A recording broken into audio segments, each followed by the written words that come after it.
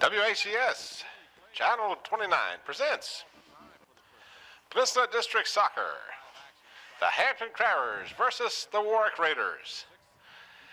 Good afternoon, everybody. I'm Tim Cole along with Bob Hintz.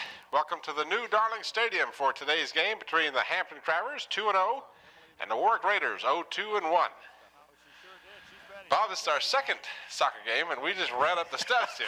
You are huffing and puffing. These people thinking, well, I don't know what they're going to think. You've been here longer than I have, see? Well, if you got to see the interviews, I got the chance to talk with both coaches, and the coaches are well aware of each other. So we're gonna interject those interviews here in just a moment or two. We've got an interview with both the Hampton coach, who is Herb Stewart. And the Warwick coach is Bill Dittmar. And they were teammates at Christopher Newport, so they know each other. They know how each other play, and it's interesting. And let me let you know, folks, that he was huffing and puffing as bad as I was. No, that's not true. See, I'm in shape. But this is colorful out here today. It's a beautiful day. This is Warwick, the team in the white and yellow against the Hampton Crabbers, of course, in the red and white with the black shorts. Give you the players as we go along. This is Hampton with the ball.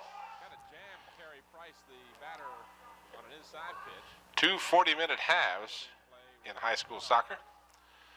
A header just wide of the goal. That was a nice pass coming from this left-hand side. I didn't catch the number of the young man. Looks like number 10. You got your eagle eyes on her, 18 maybe. Yeah, 18 is the number, and we'll see if we can't match up a name to go along with that. I think that was more our fault. That would be Robert Calfee. Now, first, I'm going to give a little disclaimer here. The Warwick coach has given me the list and everything, and that's the eligibility list. But like one young man whose name is John R. Barber, he goes by Randy. We're not going to know this. And another young man who goes by J.O. So, they apologize ahead of time that we may be calling by first names that they're not accustomed to. But we apologize for that in advance. Well, we're still working out some of the kinks in the soccer here. The coaches aren't that familiar with us and our coverage. Of course, this is only the second soccer game that HCS has done, WHCS. But we are anxious to do more. We want to give as much coverage to the entire high school sports scene as we can. And of course, for some time now, we've been doing football and basketball and have added girls softball and baseball to our curriculum. And now soccer, and hopefully more and better things as we go along. So bear with us. We're learning a little bit about this sport as well, so you might enjoy watching the game and trying to pick up on some of the stuff. The leadoff for the Phantoms will be Tanya Pierce. This is Hampton with the ball. Now it's stolen by the Raiders. Hampton 2-0 on the season. Fast-paced game, and those of you who have played soccer or have seen it before realize the endurance and stamina that you must have to play this game well.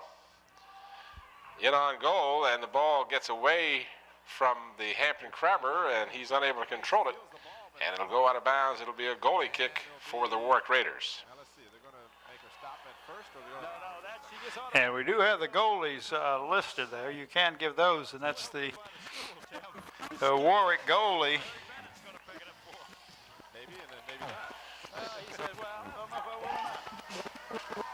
Goalie is Michael Tangier. Here we can see it on replay. She laid that ball down beautifully. And this is the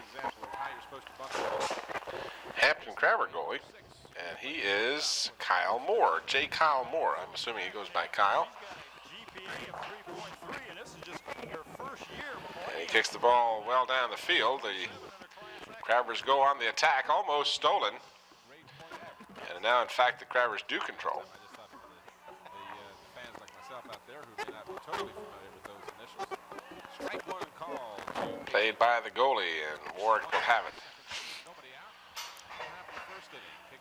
This is a very fast-paced game, and these teams will be a little more evenly matched than the first game we did, I'm sure. But right now it seems like Hampton has been on the offense for the better part of the game at this point. But that doesn't mean anything, because it's you can get breakaways and just fast breaks, just like you can get in basketball. So. Still breathing hard there, Bob? I thought that was you. That me? I want to move my mouthpiece down. You can't hear me. It's a little chilly out here this afternoon. In fact, when we get an opportunity, we might want to take a look at Frosty the Snowman as one of our camera people. Yeah, if young Sam could get a shot of the cameraman up here in the stands. Just give you an idea of how chilly it is out here. It's crisp, to say the least. This game played the 18th of April, 1990. Yesterday it was 84 degrees. Today it'll barely make the low 50s. So this is going to be a nice, cool evening. When I played outdoor sport, whether it be baseball or soccer or whatever, I enjoy the coolness of the day. So this would be my type of playing weather. I'm not sure it's all that great for soccer players, but if you're moving around, it's not too bad.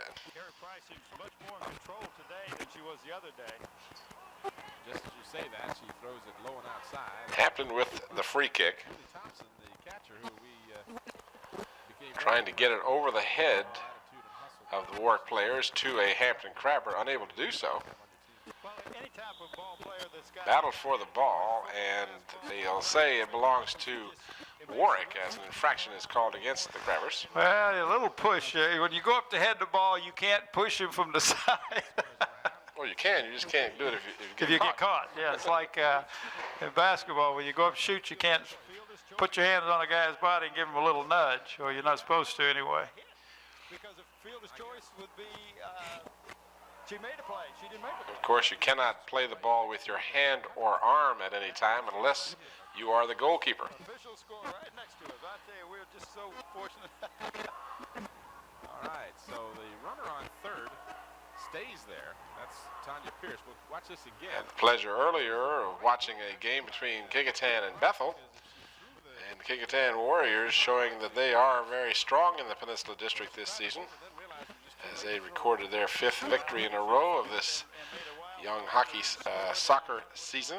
I knew I was going to say hockey at some point in time. She made the turn to make sure that the base runner didn't score.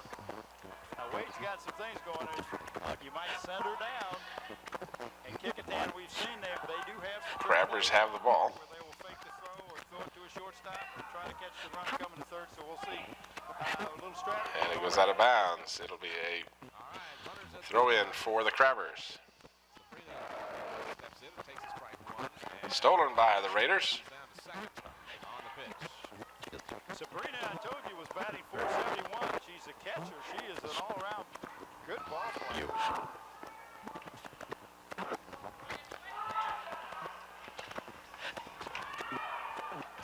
Oh, it was a golden opportunity. The ball went over the head of the Warwick goalkeeper, but the Crabber just kicked it over the net.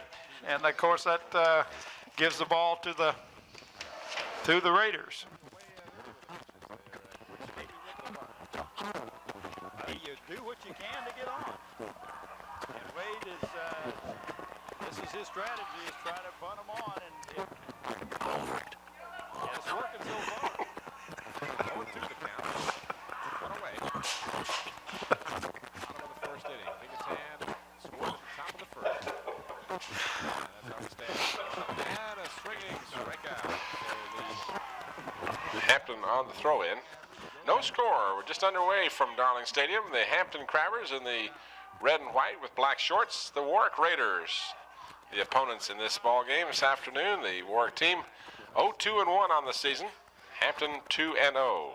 Well, chances, one of the better things for us to do is just go down and list who we've got here, and instead of trying to pick up the numbers as they run, just who we have, and most of them will get a chance to play most of the time anyway. and it was number 14 that just threw the ball in. James Bailey did the inbounds on the side throw.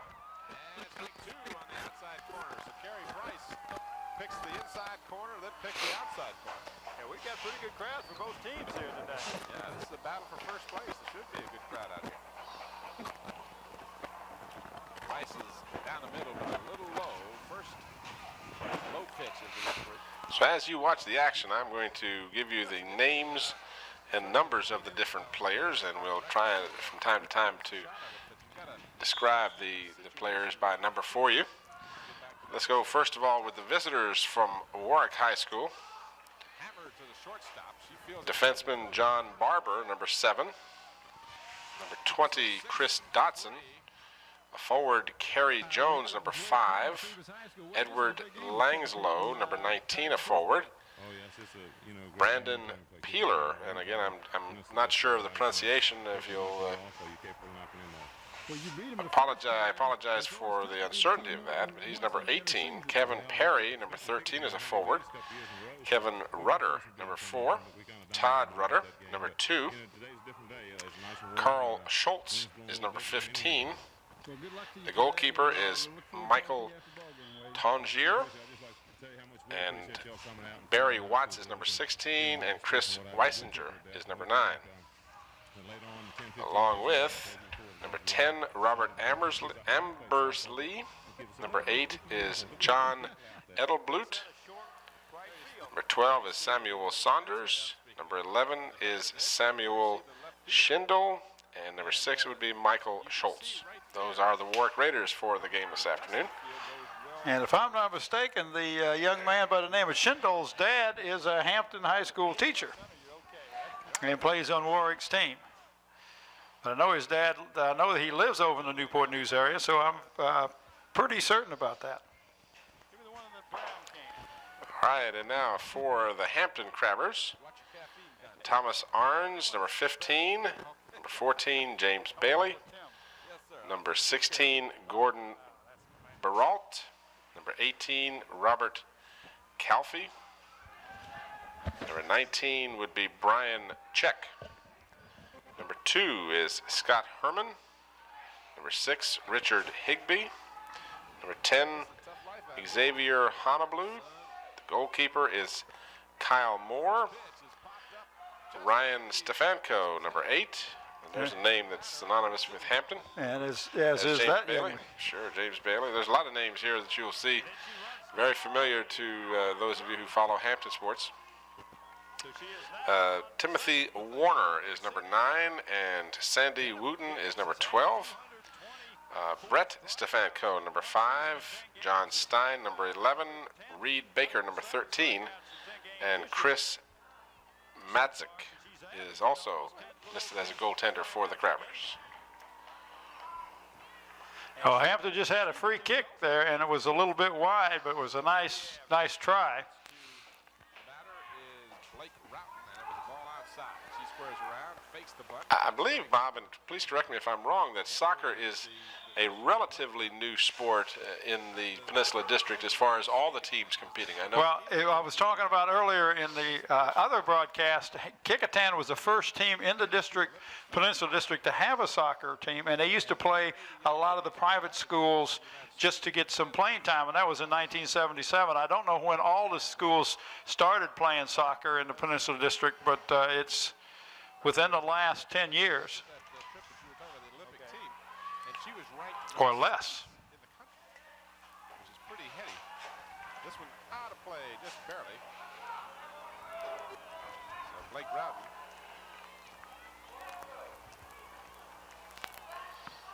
Behind with the 2-strike count. 1 ball, 2 strikes. Throw in for the Crabbers. A header goes out of bounds to the right. 7th player who played And the ball will be a goalie kick for the Raiders. top half of the 2nd inning. Approximately 15 minutes into the ball game. 2 40-minute halves in soccer. The only stoppage of the clock is for a timeout or an injury. Center fielder had to take about 2 steps in, and that's all she had to do to get that ball. So 1 away here in the top half of the 2nd. And the batter will be Amy O'Brien, number 15. She plays second base for the Warriors. And Good ball control by the Crabbers there. Number 18 was Robert Calfee, doing a good job. Centering pass is knocked away by the Raiders. For the bunt. First pitch is a ball high. And that's that was going out of bounds, so Hampton will get a throw in. 1-0. And a substitution for the Crabbers. Brad fouls the pitch away on the bunt. Count is 1-1. Well, this is her first year as a starter for the Warriors. She was a ninth grade cheerleader. Coming in for Hampton was number 13, Reed Baker. He replaces Thomas Arns for the Crabbers. 1-1 is the count. One away here. Crabbers on the attack. Pickatan at bat, leading 1-0. Shot is wide to the left of the goal. The next pitch is high for ball 2.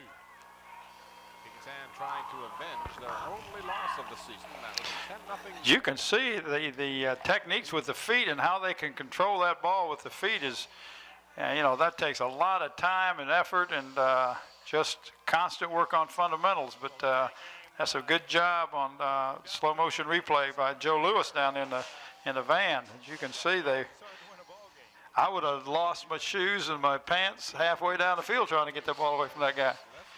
He'd have faked me right out. A top-notch team like Beavis, you just can't do that. That's true. 3-1 the count to O'Brien. And she takes ball 4 inside and low. So we've got runners at first and second now. And the batter will be the catcher. The throw-in is played by the Raiders.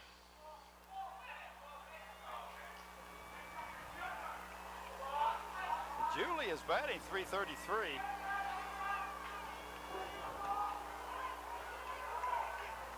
See, I hear a nice crowd over here with the.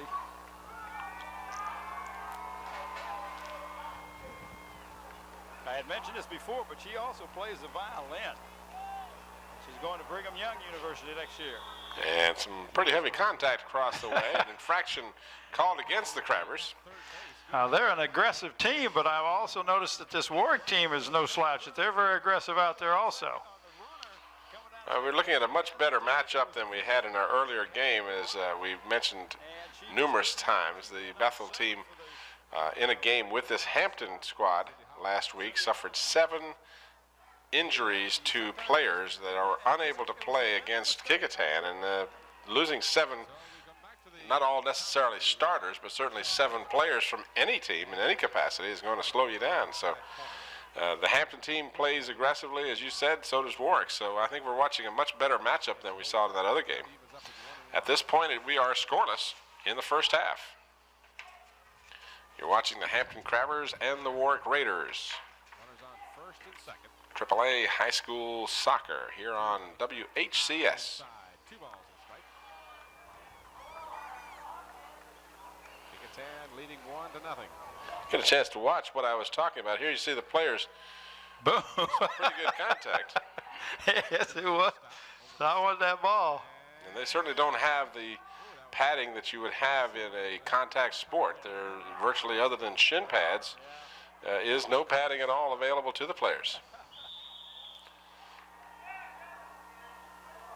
So we'll call that a short to first.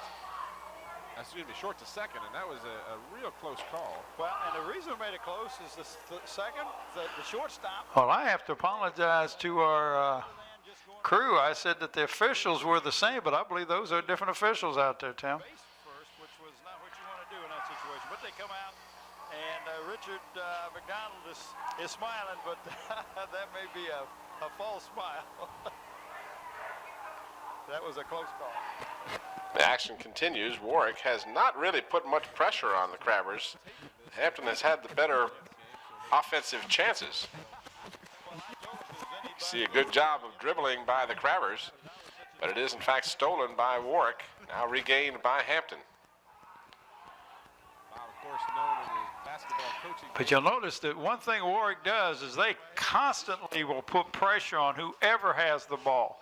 They will have somebody running at him all the time. That time had 1 On that previous play, one of the Hampton Crabbers, and his number I cannot detect at this point, number 8, was shaken up. Let's see if we can match up a name with that number, and that would be Ryan Stefanko.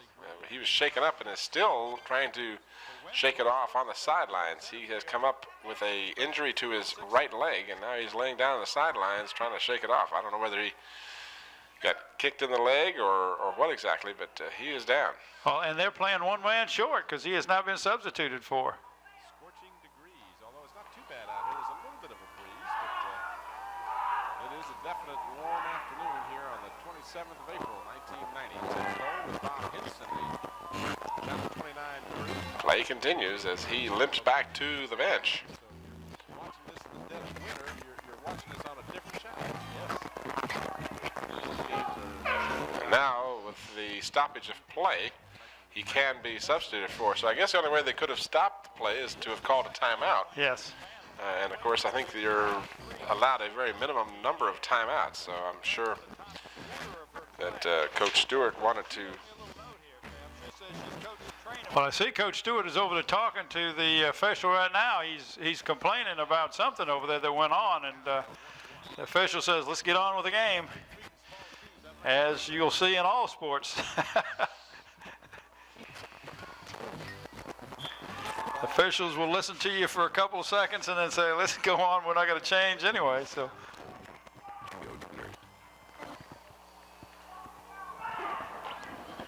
One away here in the bottom half of the second inning. That'll bring up Traley Green, number 15, who plays third base for the Panthers. No score from Darling Stadium. Watch a replay of that last out. Price's delivery. About midway through the first half of our soccer game between Hampton and Warwick. Tim Cole with Bob Hintz here at the new Darling Stadium, a superb facility here on the peninsula.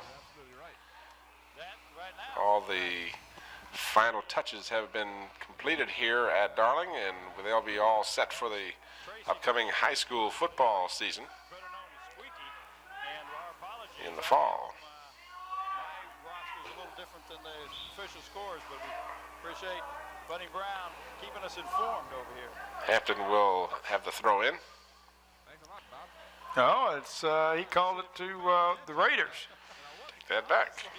I thought it was Hampton's to throw in also. All those things I said about Green is for Alexander. Another foul called against Hampton. I tell you and this will be a free kick. They're hitting it right to a defender. All right, so Tanya Brooks steps in, 2 away. This is John Barber, number 7. You'll see the foul here is too much contact being made by the Hampton Grabbers. And that was the first serious attempt of a goal by the Raiders in this first half. No score as of yet. Fielded and thrown away by Julie Thompson, and again that ground rule situation will come into play. There's going to be a play at second. Hampton will be given a free goalie kick. And it's a ground rule extra base. Yes, it was. That was heads up running. So an error will be charged to Julie Thompson on the throw.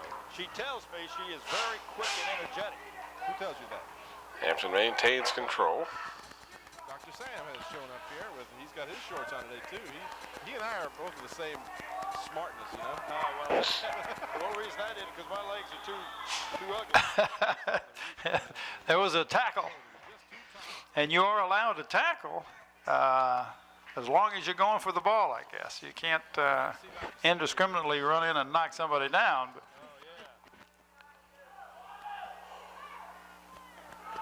Call to the batter, and the batter is Susie Perry, who plays second base.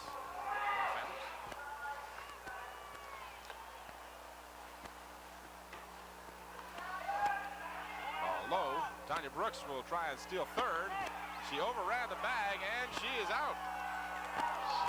So the one thing you can't Crabbers pass on the left side, intercepted momentarily by the Raiders. Now they do gain control, but they give it right back to Hampton. Team alertly tagged her out I'll get a chance to watch the replay as our director, Scotty Bowers, will show that one for you.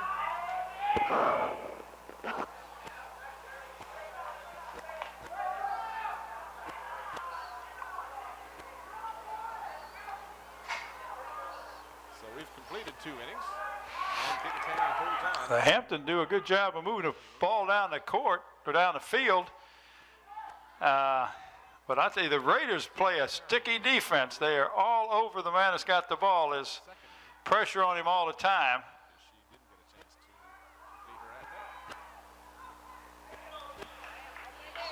So far, the tandem of Reed Baker, number 13, and number 9, Tim Warner, have been doing a good job of controlling the ball for the Crabbers. But the Raiders get it back on the free kick, and the goalie proceeds to kick it out of bounds, which will give the Crabbers the throw-in. Substitution being made. Ryan Stefanko will check back in the ball game. He may have just gotten a cramp in his leg or got kicked in the leg or something. And he was a young man that went out earlier, and he doesn't seem to be favoring the leg at all. Second-year starter for Amber, and last year she was the best offensive player on the team. Well, the official says you moved up too far to throw the ball. I tell you. Olympic class roller skater. She said she ranked 6th. 6th in the nation. Crabbers get it back. This is Tim Warner, number 9, and he has it taken away. Strike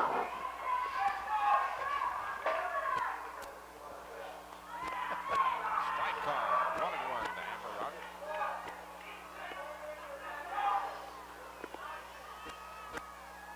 Low, ball 2. Top hat for 30. Well, I heard the Good left side pass by Warner for Stefanko, but it goes out of bounds. Things you don't like about umpiring. Phil Branham caught one off And there's a good shot right at the throw-in. the left field line, right on the line. And she'll hustle. And it's intercepted by Hampton. This is James Bailey, number 14, as they send it back to the goaltender. You saw the chalk jump in the air when the ball hit. So she is definitely improving her batting average. She started with 405. Crabbers control it. Missy Clark steps in. Missy reached on an error in the first, get a chance to watch And it. then lose control as touching it out of bounds was Reed Baker, number 13. It led to as much of the reason why it went down the left field line in the inning. Back come the Raiders, and again, Hampton just returns the ball to the goalie. No problem with the stand-up double. Fouled away. Missy Clark. He drop kicks the ball where everybody else that we have seen so far just kicks it like he would punt a football, but he drop kicks it and gets the ball, really travels. It's a lot of distance on it. The no goalkeeper for Hampton. 1 ball, 2 strikes. Continues the count.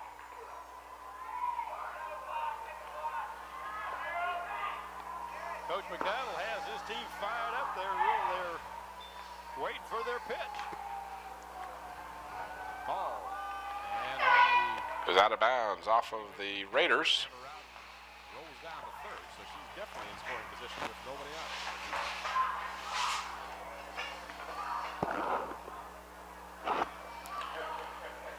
And for James Bailey will throw in for Hampton.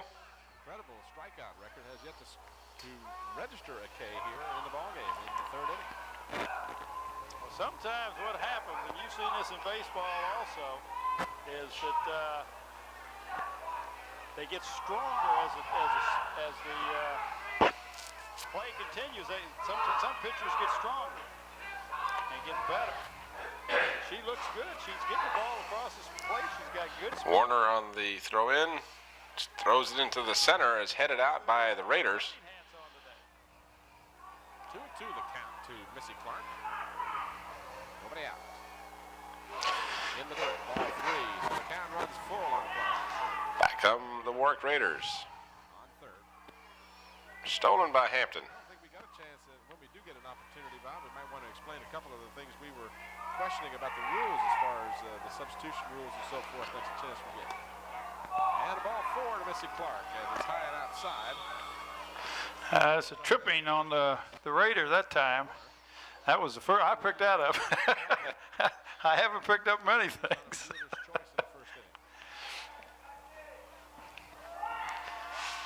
About 30 minutes into the first half. Nobody out, one on one. Get it right here. One on first, one on third. And now Hampton will have a corner kick. And it was, what he did that time was he put the ball in motion and play before the Raiders got a chance to get set up defensively, and it could be a big score. This has been a relatively evenly matched teams, although Hampton's has made more shots on the goal than the Raiders have. And then watch this. He just, he being the Hampton ball player, just brings it in field real quick, and just a nice kick over into the corner. Just an excellent job. The Raiders weren't ready, Tim. Thomas Arns, number 15, makes it 1-0 in favor of Hampton. Superb play on the part of the Crabbers, and a good job for us. Slow-mo man cut all of that with the use of our usual great camera crew. 361's got a 595 on base average. But if she just gets a nice little single or even... Hope you're enjoying the soccer game. As you can see how long those shadows are, the Hampton team is going right into that sun. And it's late in the day. I got 7 o'clock. The lights are on, so we will finish this game up with the lights. But you can see how long the shadows are, Tim. And Kickintan is on top 3-0. So a single for Emily Belvin. And on first down, nobody out. So Jefferson's having a tough time here. See some fine ball control from Tim Warner, number 9. He is one of the better skilled players that I have been able to detect out there. Not that there aren't some others that are good, but he really knows how to control that ball. He's very adept at his dribbling. Well, and that's why he's playing the position. He's one of the forward positions, and that's the reason. But he's the one who set that ball in motion that set up the only goal of the ball game. Which, in fact, he will get an assist for that. Just as in basketball and in hockey, when you set up a teammate on a score, they'll give you an assist. He hits it right back to the pitcher, and nobody's covering second. And Price is going to reach first. Raiders, trying to get some offense going, are unable to do so, as it appears that more than half the team has stayed behind the center field line, and the Raiders have been somewhat hesitant to attack the Crabber zone. Crabbers, on the other hand, as you can tell right now, not the least bit bashful about that. And they do, in fact, kick the ball well out of bounds, setting up a free kick for the Raiders. And we have a new substitute coming in for the Crabbers. We'll give you his name and number as soon as I can. In fact, I have been able to detect that as Brett Stefanko, another Stefanko. Price reaches second on the air. Catcher almost threw Of course, the ball. Mike Stefanko, a member of the state champion Hampton Crabbers football team. He was on the team that won the championship, right? Yes, he was. Yeah, that's it. Yeah, a very integral part of that team. And he was right fair to Midland wrestler, too. Well, that's the third run this inning, if I'm not mistaken.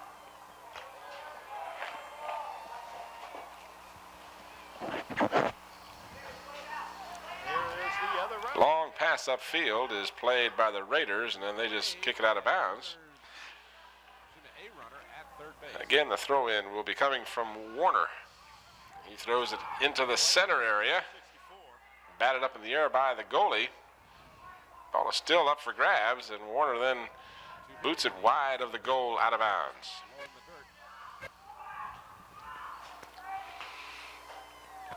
Sabrina Jocker having some trouble holding on to the ball. I just marvel over this facility. It's just really something that the Hampton school system, and the people in Hampton in general can be proud of. This is a tremendous facility they have here. Hits it to right field. Base hit. And Carey Price will score on the hit. Obviously a multi-purpose facility. They use it for soccer and football as well as track and field. Good job by the Hampton goaltender to punch that ball out into the center of the field as he was feeling some of the pressure. Now a good pass upfield for the Crabbers, but it's stolen by the Raiders.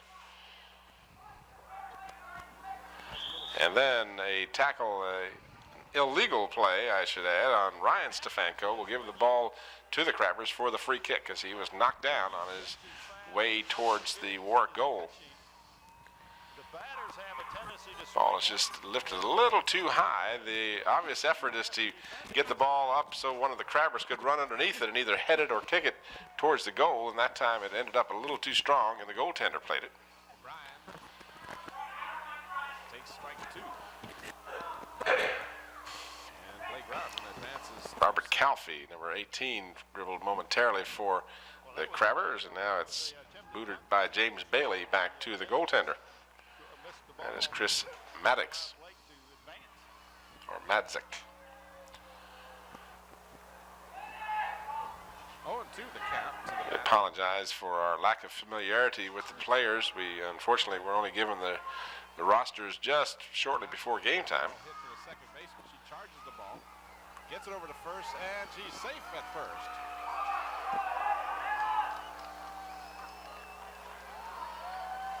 So Amy will Hampton leading 1-0 in the latter stages of the first half. outrun it. Game between Hampton and Warwick.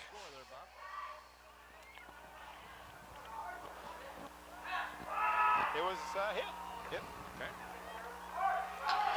You can see the definite strategy by the Hampton as they bring the ball up the sideline and try to punch it into the center and get a player that is open in the center and gives him a good shot at the ball. And a lot of times you can catch the defense out of position by passing the ball across the field like that.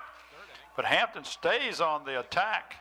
The ball has been down at this end of the field 70% of the time, would you estimate, Tim? I would say that's a very fair estimate.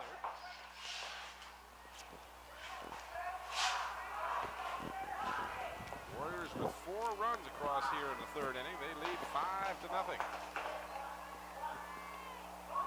Thompson fouls it off. Hampton on the throw-in. Header out to the Hampton player. No balls. Ball still up for grabs. Tim, when that wind picks up a little bit, it kind of cools it off a little When you got 20 legs kicking at that ball, it's hard to control it. Does feel pretty good. Of course, when it beats where The Raiders with an offside call. So one of the Warwick Raiders had snuck behind the defenders, and that's one of the few times that call is made. You cannot be behind the other team. It avoids, obviously, a offensive team player from lingering around the goal ahead of the defense. Well, it's like you can't do this like you can in basketball, where you can, we call it cherry picking, where you can actually get a ball player and give him a chance to break down the court behind the defense. You can't do that in soccer.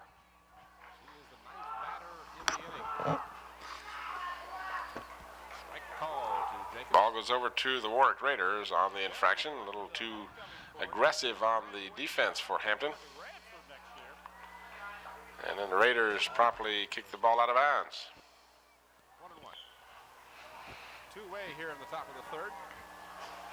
4 runs in for the Warriors. They lead 5-0. I'm anxious to see my interview with the Coach Dittmar because you were the cameraman. I want to check you. I want to see if I was wavering or up and down. Or We're going to get a chance to watch that interview at halftime. Oh, great. In fact, we may put them back to back. How's that sound? Well, we'll get to see the difference in the camera work of you and Dr. Sam Stell, but we do all we can to keep this thing going. Everybody is multi-purpose except me. I don't know. I could probably run a camera. I bet you could.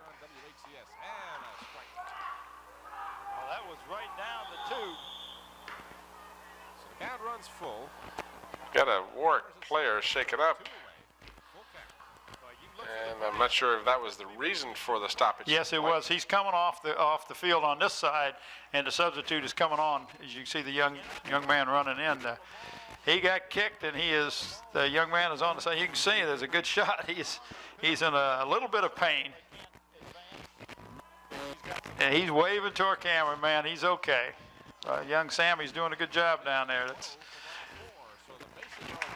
The young man is Samuel Schindel, and hopefully he is just momentarily shaken up. Good centering pass for the Crabbers, but it's a little too tall for Tim Warner. And now the ball goes out of bounds. It'll belong to the Raiders. Raiders' attack has not been very prolific this afternoon. They really haven't been in the Hampton zone all that often. Good job getting in the corner. She's got to keep it outside. Pass is stolen by the Crabbers. That is Robert Calfee.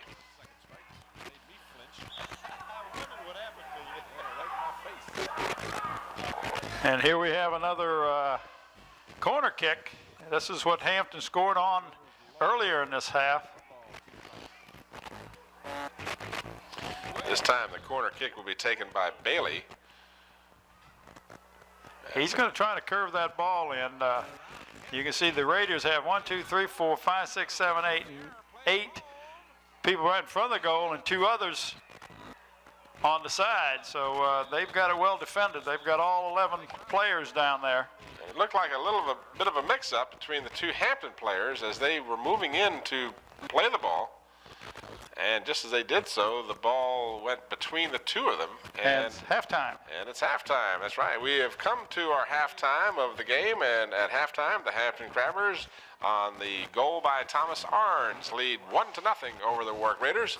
Right now, let's go to that interview that you had with Coach Dittmar. Now you're here at Darling Stadium with Coach Dittmar. Coach at Warwick High School. You've started off. You're a new one. This is the first year at Warwick. Is that correct? Yeah, this is my first year. Last year I was at Hampton. I was the assistant varsity coach, and the year before I was at Minchville. Well, since you know a lot of these kids on the Hampton team, it gives you a little advantage, huh? It helps out a lot. It's a lot of fun. I get to see them maturing, and I know how they're playing, and a lot of their better players. And it helps out. Tell me a little bit about your team this year, Bill. Okay, well, we traditionally have had a program that has not won much in the past, and we're working on building it. We don't get a lot of feeder players from the other programs, but this year we've been doing a lot better. We have a couple real good players. Chris Dodson, who's one of the better players in the league, probably the whole league, one of the top 3, and we've been improving. That's my goals this year, were to build a program from the beginning. You got some good support over there at Warwick High School. Yeah, I get a lot of support from the AD, and you know. Great. Well, that helps the program along. Oh. Well, good luck to you this afternoon, and we'll be talking with you later. We're here at Darling Stadium with Coach Herb Stewart of Hampton High. Coach, tell me a little bit about your team this year. Well, we're just coming off of a pretty tough win we had against Bethel, and the score was 4-3. It was overtime. They're looking pretty good this year. We still have a few weak points, but we're going to work on those in today's game and in the next game and the games to come. We have a few players that are shaky. Let's see, we have Tim Warner, who's on the wing. I'm looking for some good stuff from him today and throughout the season. Bobby Calfee, he's a junior. I'm looking for some good stuff from him. Squirm, who is Scott Herman. They call him Squirm? Yeah, Squirm. Okay, got to remember that, Tim. Yeah. We're looking for some good stuff from him. Everybody all together is doing pretty good. But like I said, we do have some weak points that we're going to work on today. Well, I was talking to the Warwick coach, Bill Dittmar, and of course you and him played soccer together at Christopher Newport. He was your assistant last year, so now he knows how your team works. Is that a little disadvantage to you, I would imagine? Yeah, that's true. We pretty much play the same type of ball. Yeah. Well, that's good. Well, listen, congratulations so far on a 2-0 season. A nice start, and good luck today. Second half just about set to get underway as the score at halftime is the Hampton Crabbers 1, Warwick Raiders nothing. In the 3 innings, Kickingham 6-3. Crabbers with the ball. They're in the red, white, and black. Good centering pass. Shot is blocked by the Raiders and off the goalpost. Finally out of bounds. 2 good shots at that thing. Need to ask our director, Dr. Stills, if you could give us a return on our headsets. We'd appreciate it. There, no, not yet. Corner kick coming up for the Hampton Crabbers. There we go. And who's this gentleman that's joined us in the booth here? We Bob? got Greg Bicaveras, assistant coach for the Bethel Bruins. And Greg, we're glad to have you up here with us. Give us a little insight here on some of the expertise that we may be missing. Well, we could have used you guys out in the field helping us today against Kickingham, that's for sure. No, you wouldn't want Tim or me. See if we got your microphone all wired up here, Greg, and see if we can get you loud and clear here. Okay, we could use you 2 guys down with the sidelines helping us out against Kickingham, that's for sure. Everybody's up against us. Well, your team suffered some extensive injuries in that game with Hampton. I understand you had 6 or 7 players that were injured. Physical and mental both. You have a team up 3-0, 3-1 decisively at halftime with a team of a caliber of a Hampton High team, which dominates in basically every sport you see in the Peninsula District. From a mental edge, just like our arch rival, and beating would have been fine, but things got turned around in the second half, and we lost 4-3. Very good Hampton team. They bounced back. Credit to their coaching staff. That was definitely a catchable ball. You're right there, and that brings up number 6.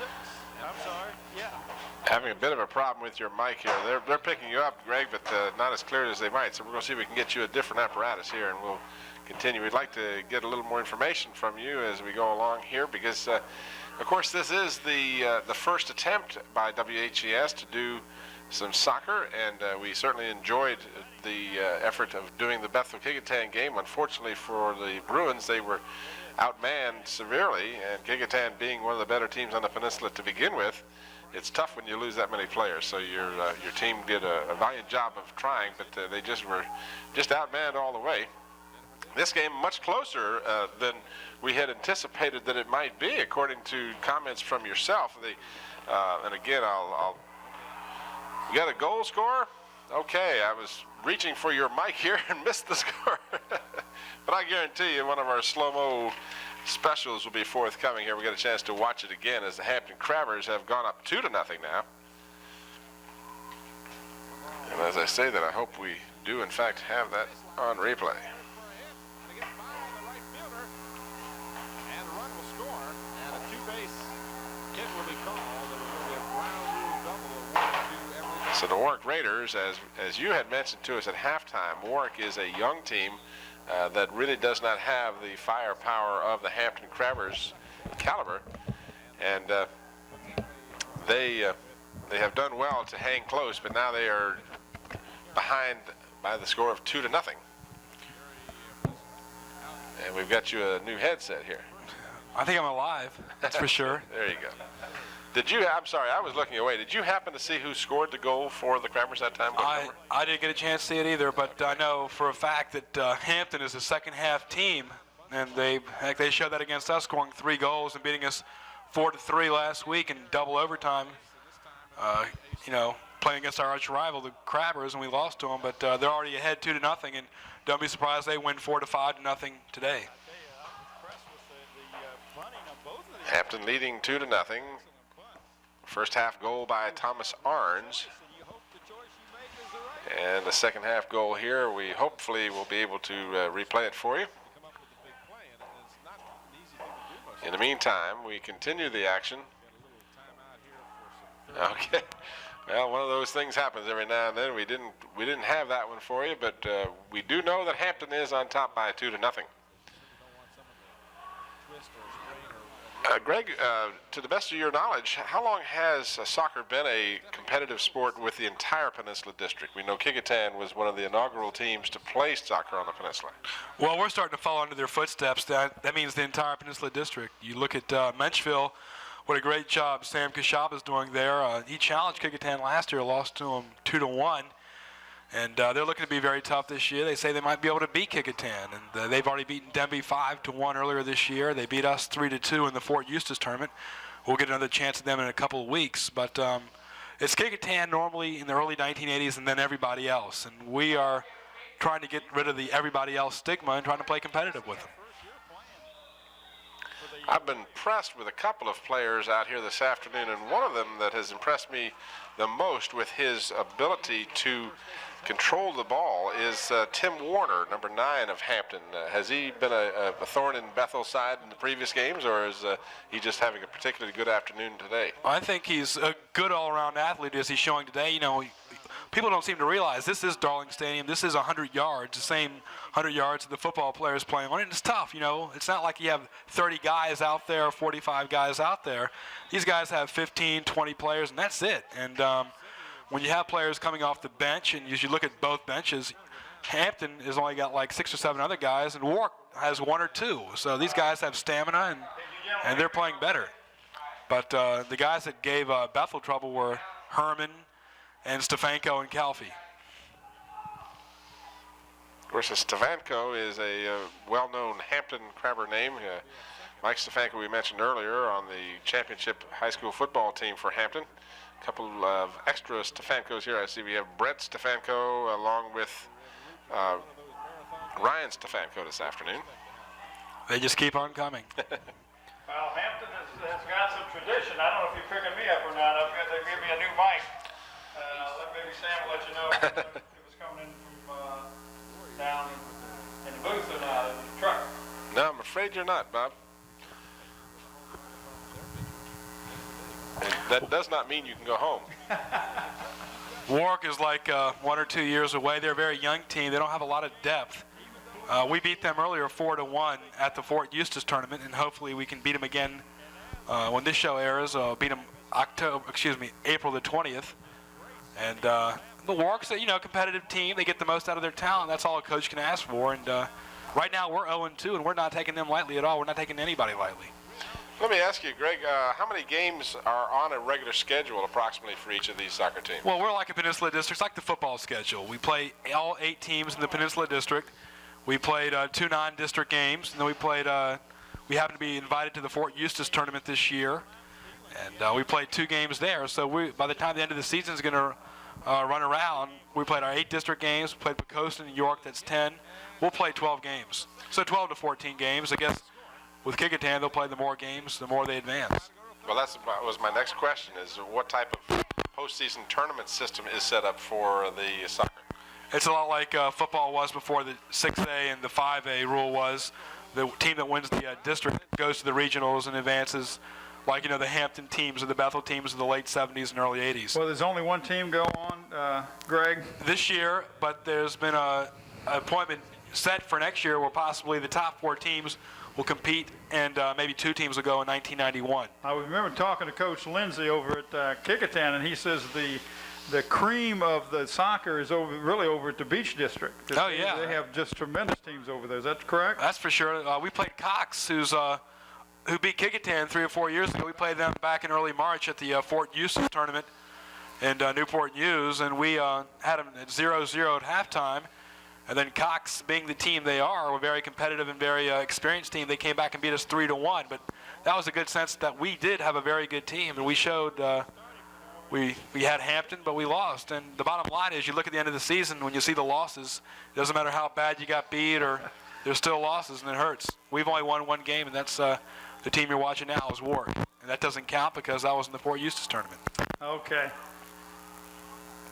Now, you play all the home games will be played here at the stadium, is that correct? Yes, sir. We play all the home games, the Hampton City Schools at Darling Stadium. We'll play, I believe it's Denby and Menchville of Newport News. We'll play them here, and we play Ferguson and Warwick at Todd Stadium, and then we'll play Lafayette and Williamsburg.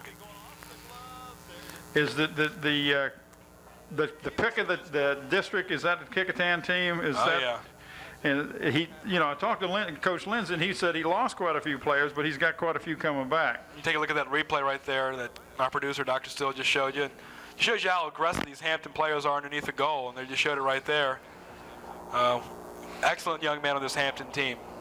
But you were saying about this kicking in of the cream of the crop. I was just talking to your broadcast colleague, Tim, about that, and I think they do. They've won the district. They have a winning attitude. The players are disciplined, and that's half the battle because these kids are, 15, 16, 17 years old, and you can't expect a whole lot from them, but they come out there with a lot of mental maturity, and they prove it on the field. So, John Schwartzman, Pat Mugler, those guys set their tradition at Kickingham 5 years ago, and now the players are going into the 1990s doing very well. Yeah, I know. Well, a lot of the coaches, I know that Lindsay was played at Kickingham, so it's good to see these young men to play a sport and come back into coaching at the high school level again. That's true. It's the first experience for me. I played tennis at Ferguson, and I never really got involved in soccer until I went to George Mason, which is a very excellent soccer school in Northern Virginia, coached by Gordon Bradley, who even has a Kickingham player in there right now, matter of fact, that you mentioned that, who plays for Kickingham. And, he's come down here to the Peninsula District to look for players because he just knows how well Kickatann's team is. And, it's important, and it's an experience for me, but I'm learning like everybody else is. Yeah. Well, is this I know this is the first year with Ray Ellenson as the head coach over there. And so this is really just a kind of a learning year for Ray and a building year at the same time. Exactly. We don't have a JV team, which made it even more tougher for us, but in a way it's good because we have our 9th and 10th graders playing varsity. Well, they'll be getting some experience what they wouldn't have gotten before. I see what you're talking about. We have mostly a junior team, a lot of juniors. We have one sophomore who didn't play against Kickingham, and D.R. Coffey and Eugene Higginbom did not play. You look at a replay, but, I'm an assistant coach. He's the head coach, and we're doing the best we can. Yeah. Well, you can see Dr. Sam does a good job of directing there. Slow-mo Joe Lewis does the instant replay for us, and we really appreciate some of the shots that he can get because we miss some of the things. Tim is eagle-eyed, but Tim has been known to miss something, and I miss a lot. So it's nice to have that instant replay. Doctor still does a great job in every sport. We did work together 2 years ago doing a Peninsula, well, they were then called the Virginia Generals. Everybody heard about them 2 years ago. We did one of their famous games against the Hagerstown Suns here on Channel 29, and in fact, Virginia won that game. June the 1st, 1988. Channel 29 flashback. You aren't there. Yeah. Well, talking about baseball, we're going to have some further coverage here on WHCS. We're going to have some high school baseball and softball games coming up here. In fact, if my good friend Bob there can rifle through his notes, I think we'll find out what our schedule entails for us. I got it somewhere here. Yeah, I knew you had it earlier. Well, you took it from me. I gave it back to you. Oh, you gave it back to me. Well, I appreciate that. Now I've lost it. Well, at any rate, we're going to have a couple of softball games and some baseball games coming. Well, I know the softball games are in April and the baseball games are in May. That I know. And I believe one of the game that I can remember right off the top of my head is May. It's like May the 5th, I think we have. That's the Kickingham Phoebus game at Phoebus High School. So we'll also do Hampton and Bethel, and then we'll do the two girls softball games. So. What a district race that's turning out to be, the baseball race. Lafayette High School, Coach Gary Sped doing a fine job. And then you look at Hampton, and Danny Mitchell, I believe, is the baseball coach over there. He's doing a tremendous job. They're one of the premier teams in the Peninsula District. And, well, this is his first year as the head coach. He's been assistant JV coach for a number of years, and Sanzo gave the job up, and a young man that we are all familiar with in the Hampton sports, Aaron Mundy, is doing a good job with the baseball team, pitching and hitting. He's like another Jim Thorpe. He's excellent. Any sport he plays his heart out. But you're looking at a Hampton soccer team right here. That's a team that's going to be 2-0 after today's game, it looks like. And they played us, they beat us. That took a lot out of them, and they've got Warwick under their lace. It's just a matter of them playing defensively, and they've always been a good defensive soccer team. I'm not saying they're not going to lose today, but it looks like they're going to win. And that's it's going to heat up the race between Kecoughtan and Hampton, it looks like. And Lafayette's tough. You have Menchville is very good. And the race between right now, you never know. We're not going to count ourselves out at Bethel, but Kecoughtan, Lafayette, Hampton, and Menchville look to be the toughest 4 teams in the district this year.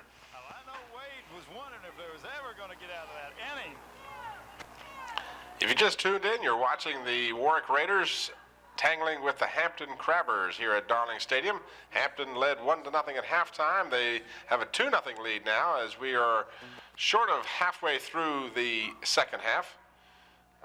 The Hampton Crabbers have dominated Warwick generally in this game, although they have not really scored a great number of goals with the 2-0 lead. But they certainly have been in the Warwick end of the field for the better part of this game. And now an infraction. Can you describe what happened there, Greg, why there was a stoppage in play? Well, anytime there's a stoppage in play, it's normally 2 or 3 things. It could be offsides, which might seem trivial, but it can happen. It could be a red or a red card down, which is a violation of a rule, or it could be a tripping, some type of situation, or it just could be what the referee sees as something he's calling for is any type of penalty or something. So it could be any of 3 or 4 things. For example, that play a moment ago, was that a case of over-aggressive play by the other team and preventing the player from getting to the ball? I didn't see a red or yellow card come down, so it wasn't. It wasn't fragrant. It wasn't fragrant, exactly. Or flagrant. Right. Both of them. I like the way you have 2 pronunciations there. So what happens when your nose gets cold is... We had a red card against us against Kecoughtan. Against Hampton last week. That's when you do a serious violation. Yeah, and is that when can a player get ejected for a red Sure. card? Can you substitute for that player, or? You're not supposed to. When we scrimmage ourselves, and Bethel scrimmages Bethel, we try to throw red cards. We see any guys do anything wrong, but I'm not exactly sure about that rule. But that's something you're not supposed to substitute. I don't think. Yeah. 99% sure. I'm not perfect, so I'm not going to say yes or no, but I'm pretty sure you're not supposed to. Well, does that mean that if your player is disqualified, you have to play a player short for the duration of the game? Is that what you mean? Well, we didn't. Our player, you bring that up, one of our players did get a red card, unfortunately, against Hampton last Friday, April the 13th. And for getting that red card, he could not play in today's game against Kecoughtan. I see. But he was not only penalized, he couldn't play the rest of that game, he couldn't play the next game. But you were allowed to bring a player in to take his place in the game itself, is that correct? You did not have to play a man short on the field, is what I was asking. Well, we could substitute another player in for another player, but it was only like 3 or 4 minutes, so we didn't put anybody else in. But I'm really surprised, Warwick only has 12 to 13 players on their team, and they're battling with this tough Hampton team, so we're going to see a different team when we play them again, that's for sure. One of the things that's most encouraging to me as I look out on the field is the physical stature of a number of the players. So many times people perceive athletes as being 6'3", 6'4", muscle bound, and the like. A lot of the soccer players are rather diminutive in their size. Is that an asset at many times, being a little shorter, or is there a physical advantage? Well, that's true. You mentioned the Stefanko brothers, of course, Mike, who was a great running back for Hampton in the late 1980s. He wasn't big, but he sure got those yards, that's for sure.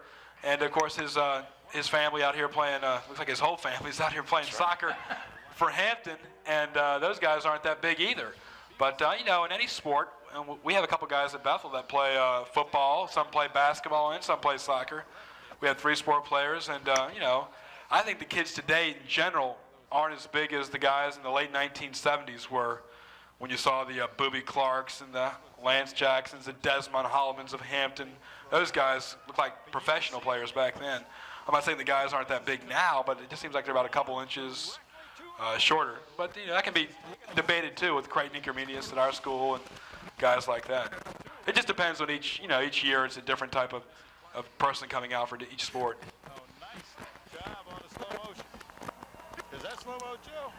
But you'll find more diminutive sized players playing soccer than you will your big, bulky, heavy set guys because of the endurance factor. Sure.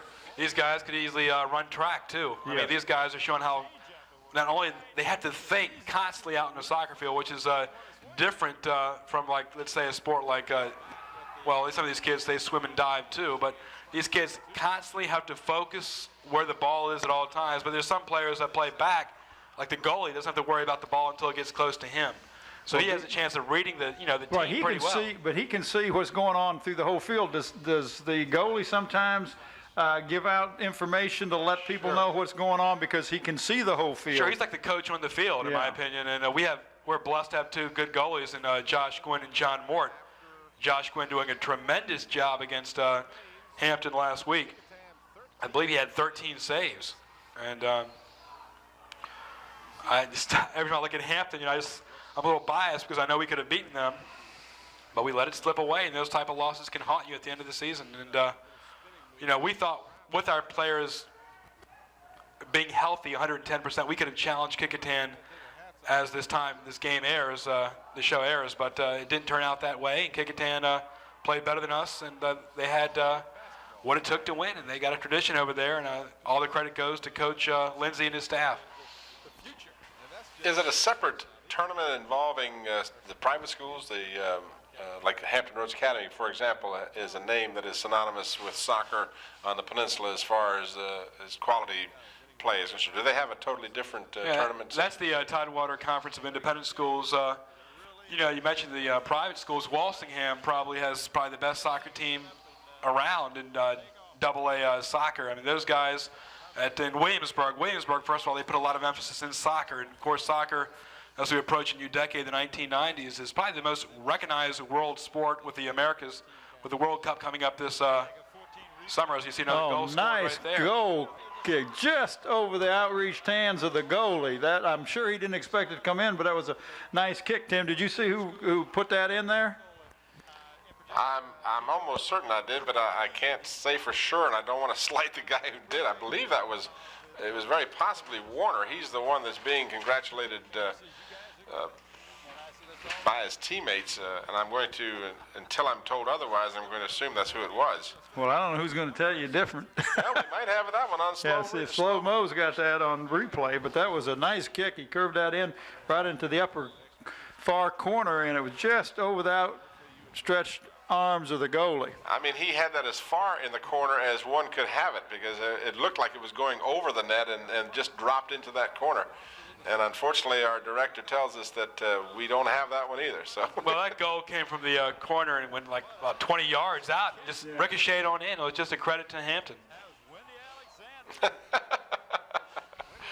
I'm told that's what I get for bragging on Joe earlier, because he got his head big. Now he's missed 2 goals in a row here. I told you Hampton was a second-half team, and they're proving it. They are just a heck of a second-half team, and I guess that's probably more important than being a better first-half team, because that's when it counts the most, second half. It's good to play good 2 halves, but Hampton scored 3 goals against us, beat us 4-3. Now they scored 2 goals against Warwick, and basically it put the icing on the cake, 3-0. I would say they got the commanding lead now. What, again, your experience with soccer is considerable compared to mine by any means. But what would give a team the edge in the second half? Do you think it's their mental preparedness, or do you think it's their physical conditioning? I think it's a little bit of both. Mental, of course, is it. Right now, Hampton's on the verge of shutting out Warwick. I'm not saying they're going to do it, but it's 3-0, and that was I couldn't tell about the angle I was at, but it looked like it was one of the Hampton players got tripped up by one of the Warwick defenders there. Right, and so now what will happen here? This will be a free kick or what? Because it happened. A shot on goal? Yeah, he'll get a shot right at the goal, right? Exactly. Nobody but him and the goalie. The angle I was at, I couldn't exactly tell, but it looked like it was a tripping by either the goalie or one of the defenders by Warwick. And here you see Hampton will have a great opportunity to make goal number 4 here in the late second half. So this is, in fact, like you have in hockey, this is a free shot one-on-one. Except there's no players taken out of the game. Now, when I refer to, there's a penalty shot, what they call a penalty shot in hockey, where you are simply matched up against the goaltender. Right. And that was an unfortunate misplay on the part of the crabber there, because he missed the entire goal area. So in his efforts to pick the corner, he came up dry. So. But as you can tell, Hampton has had the ball on their side most of the second half. And you can tell Hampton right now controlling the ball. That's what they did against us. We could have, against Hampton versus Bethel on April the 13th, Bethel got the ball across Hampton's side about 4 or 5 times compared to Hampton's 25 times. I mean, the team will eat you up in the second half because they're physically in great shape, and number 2, the guys have got excellent mental confidence. And well, you know, that says a lot in any sport. I think that comes a lot from Hampton football team. They go out on the field. They feel like they're going to win. They play like they're going to win. They don't. Some teams get out there and play not to lose or just to show good. Hampton is not satisfied with that, and it rolls over into their basketball program, the baseball program, the soccer program. I think, you know, just it's almost like it's a tradition going on. And I know you compare the Hampton schools to. Oh, nice save by the goalie. Excellent save. Certainly was. Super job. It seemed like he's saving the hard shots, but the easy shots are I didn't mean to interrupt you, but I just had to comment on that. That was a superb effort by the goaltender for Warwick. Oh, yeah. Well, there was 3 Hampton players over there around the ball, and the Raiders just were out of position. But you made the correct call. That was an excellent goal. Here's your replay of that superb save by. Watch this cross-court pass, cross-court. I want to say cross-field. But you see the 3 Hampton players there, and no Raiders putting any pressure on them. When you see a team doing that, you can see it's a very well-coached team and a very excellent communication on the field to do that, because it takes coordination and timing and effort to do that. Because the guy threw the ball all the way across the field with his left foot right there, and he got it across there, and good timing and almost a goal. But the goalkeeper for Warwick made a good save. But you mentioned the tradition Hampton's got. You look at them in football, they've done so well since Mike Smith has been there. In basketball, Walter Brower starting her tradition. Baseball, Jesse Sanzo did it back in the early 80s, and now Danny Mitchell's doing it. And even soccer, they got one of the premier soccer teams in the Peninsula District. So every sport, you can say, Hampton basically dominates. And you look at the Hampton City Schools, I can't even remember the last time a Newport News school has won anything in the Peninsula District as far as a championship. Well, other than the war. Track, I could come up with, track is the only one I can think of right offhand in wrestling. Minchville is dominated in wrestling. Paul Solinsky's done a very good job there. But Bethel's done a great job in track, and so is Phoebus. Both teams have done very well, but Minchville and Denby have done very well over the years. But the big 3 sports, football, basketball, and baseball lately have all been dominated by Hampton schools. And Buddy Denton, what a great job. I call him the legend over there at baseball at Kickotan. What a great job he's done over there. Another stoppage in play as the referee will award a free kick to the Raiders. Good placement downfield, and then the Hampton Crabbers regain control. Yeah, we got a runner going in. Susan Forbes is going in as a runner for the catcher. This way, Julie could get her. About 10 minutes remaining in the second half. Hampton on top 3-0. They led 1-0 at halftime and have added 2 goals here in the second half, and are holding off a determined Warwick team. Warwick, a younger, less experienced team, has shown a superb effort this afternoon. You can even see you're talking about the physical nature of both teams.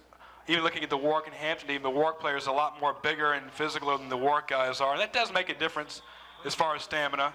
And the Hampton players, I believe it was offsides. I was going to ask you, right? That was offsides. Ask you if you would, Greg, to define or describe what happened there to create that offsides. Well, the Hampton player right there, I'm trying to take a look at his number.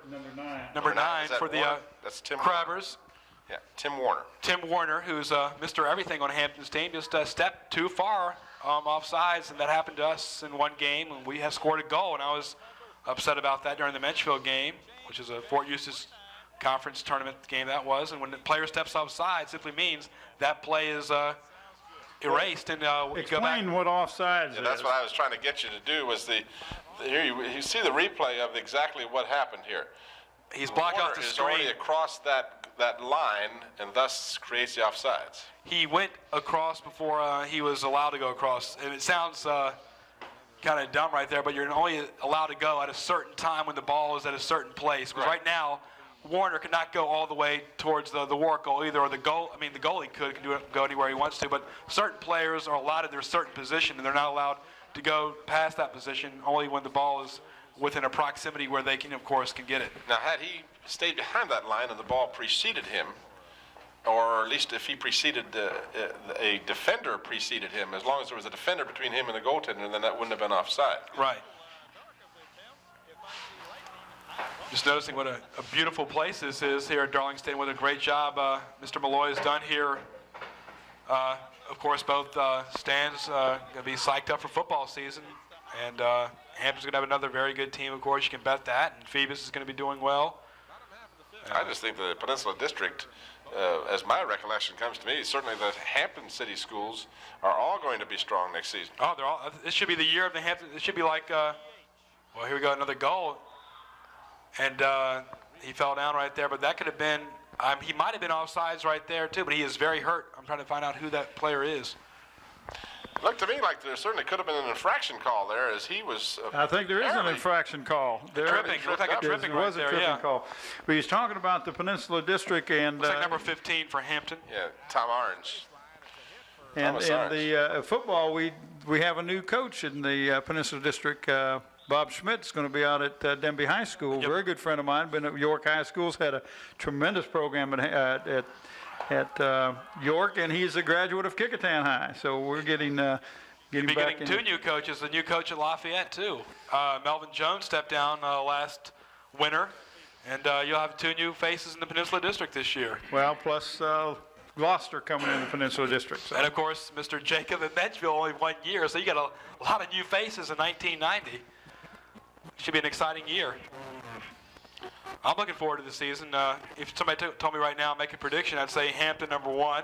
That's a pretty safe bet. What else is new? The sun's going to come up tomorrow. Hampton #1. Probably, based on what they've got back, I'd say maybe Phoebus #2. Bill D. That was going to be my choice. Certainly a strong contender. Yeah, Phoebus #2. Possibly Kickingham or Bethel 3 or 4. Back to the game at hand, if I can interrupt you. A couple of fine plays again by that goaltender for Warwick, as in close with two good chances, he stopped both of them. Well, the goaltender for Warwick is doing a fine job. As we've mentioned throughout this second half, the ball has been predominantly on. Hampton's controlled the tempo on the offense. Whenever you can do that, fatigue is going to set in. And you can tell the Warwick players are just very fatigued right now. The goalie, he's raring to go, but he's been, targeted with a lot of balls going at him too, but he's played a heck of a second half. Yeah, he really has. One-man gang is Tangier, I believe is how you might pronounce his name. But he has made some great stops. This game could easily be 5 or 6-0 without his superb effort this afternoon. He has been a shining light for this Warwick team. Hampton comes to you in bunches, and Warwick, just like us, had trouble getting the ball on Hampton's side, and the Crabbers are just showing what a great. They don't have the best talent in the league, as far as the Kickingham would say, but they communicate just as good as anybody in the Peninsula District, and that's very important on the soccer field.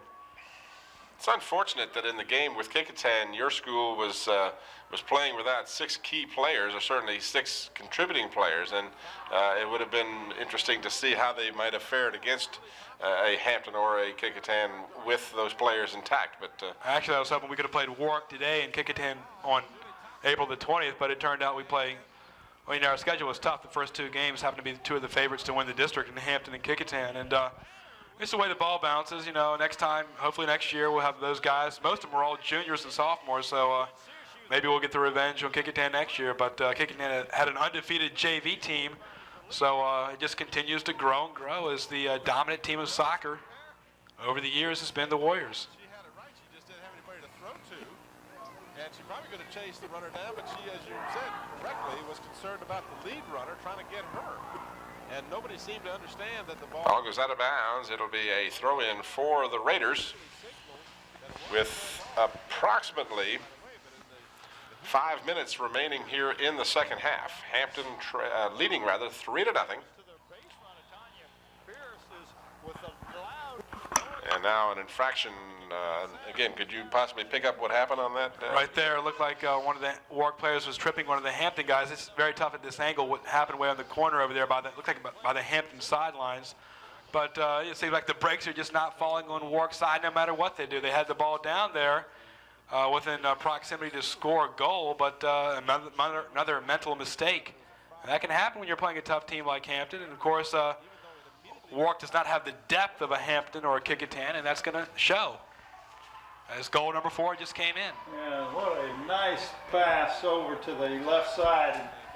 And who was that? The kick to go, but he went back. I'm sorry. I'm not even talking into my microphone. That was an excellent kick, excellent pass to the left-hand side, and he just outrun the 2 defenders. Who was that that scored the goal? Can you see the... We're going to watch the replay here and see if we can't pick that up. But you notice he just outruns those 2 defenders and makes a fine kick over into the far corner. And you notice how Hampton made up for that mental mistake they did earlier. And they, as I showed you, they're a second-half team. They scored 3 goals against us in the second half, Bethel. Now they've scored 3 goals in the second half against Warwick, and now they're winning 4-0. So beware, schools. Hampton's a very tough second-half team, and they're showing it tonight against the Raiders of Warwick. Well, unfortunately, we weren't able to determine the player's number from that play, but it was an excellent play, to say the least. And now we've got an injured player.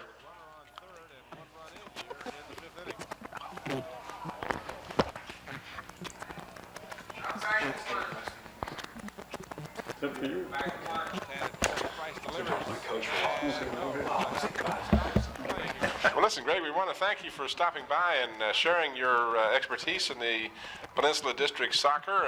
It was a pleasure having you join us, and we appreciate you coming by. I enjoyed being up here. I'm glad you guys, Channel 29, had a chance to cover soccer, and you've seen, and we've showcased 2 great schools in Hampton and Kickingham, what great soccer programs they got going over there, and don't be surprised if those 2 teams are 1-2 at the end of the year. I want to scout Warwick and a chance. My coach, Ray Ellinson's down there, so the 2 coaches, us and I, will Coach Ellinson and I will both go down and see Warwick and see what they've got for Friday, because we're going to have to draw a game plan totally different from what we expected. Warwick is just a tougher team than we thought they were, but fatigue and lack of experience and not as many quality players as Hampton has definitely been the case today. Hampton is just a dominant team from top to bottom, and they show why they're better than Warwick this evening. Well, fellas, thank you very much. Well, thanks again, Thanks. Greg. We appreciate having you up here. Look forward to seeing you guys in the future. Our pleasure. So the wind-up of the game nearing here as the Crabbers have jumped out to a 4-0 lead, 1-0 at halftime, and they've added 3 goals here in the second half. And they are pretty much dominating as they have throughout the game, the Warwick Raiders, with an opportunity here to record the shutout. And we are down to basically the final minute or 2 in this ball game.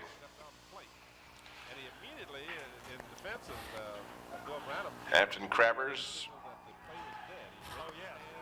as you heard, defeating Bethel last week with a strong second half after trailing 3-0. They came back to win that game. And of course they have led throughout this game and are once again threatening on offense.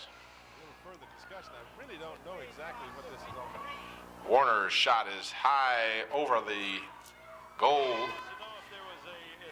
and a substitution for the Crabbers now. Well, Tim, you have who number 8 is there for the Crabbers?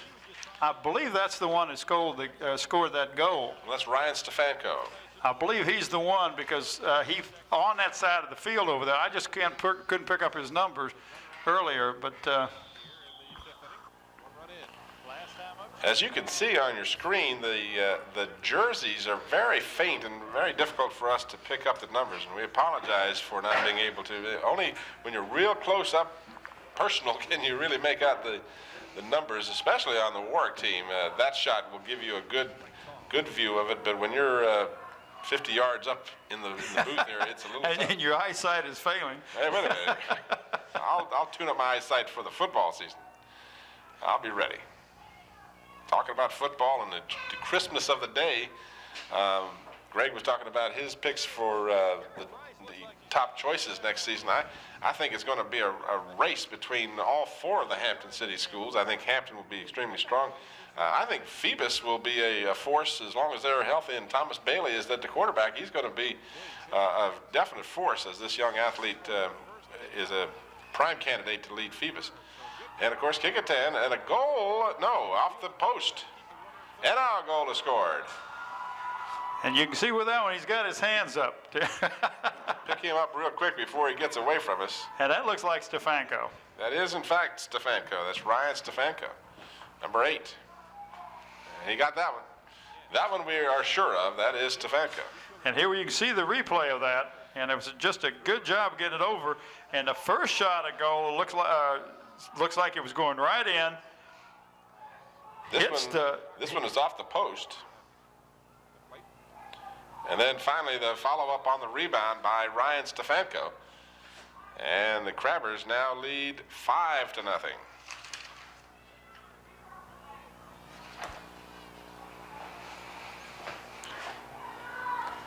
And we are in the waning moments of this ball game. The time is kept down on the field. Well, you must, if you're a team out there and you're behind 3 or 4 goals and the time is running out, it's you might not run as hard as you were early because you know it's tough to score a goal in soccer anyway. But to score 2 or 3 or 4 goals to get back in the ball game with very little time going off the clock, remaining on the clock, it really makes it tough. I think what Greg was mentioning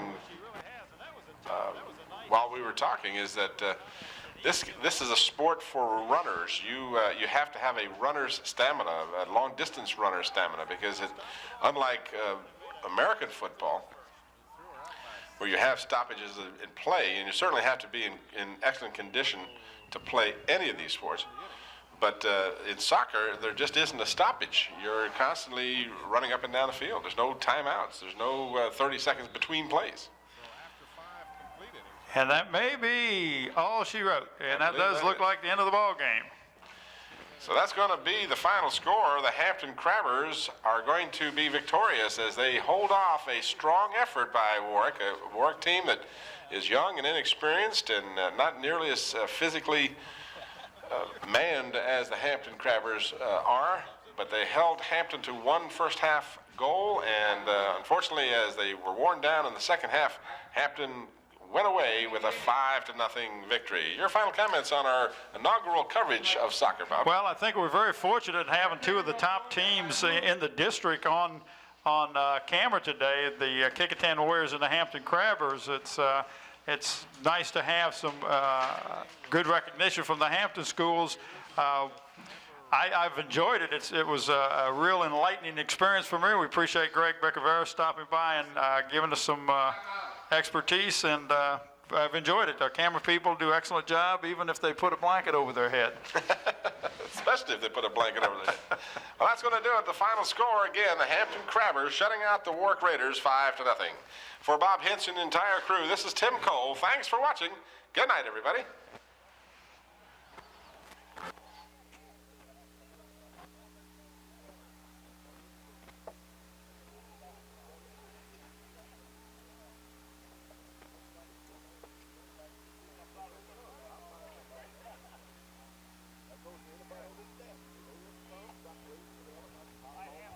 Routon will step in.